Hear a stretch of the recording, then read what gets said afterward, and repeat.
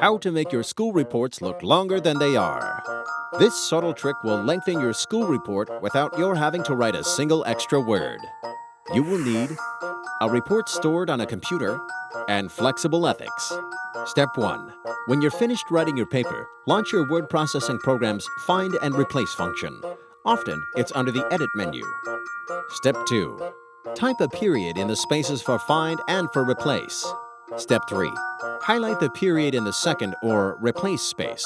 Increase its font size. For example, if it's a 12-point font, increase it to 14-point. You usually do this by clicking the Format and Font options. Sometimes you'll have to click More to see these options. Step 4.